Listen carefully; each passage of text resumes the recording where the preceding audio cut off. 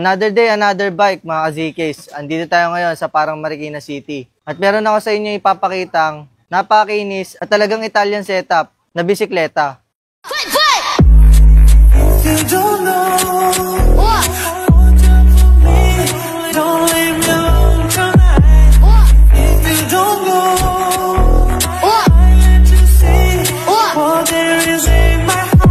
At ito nga pala ang Look 566. Ang sukat ng frame size niya ay small. 51 sa top tube at 46 naman sa C-tube.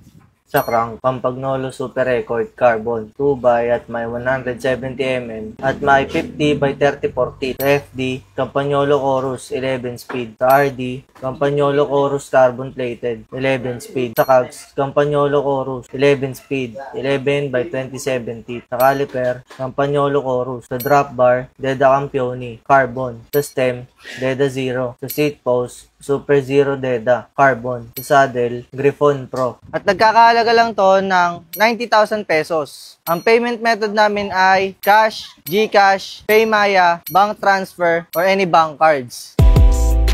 Naghahanap ka ba ng mura at branded na bike? Tara, visit ka na sa JK's Bike House at mag-inquire na agad.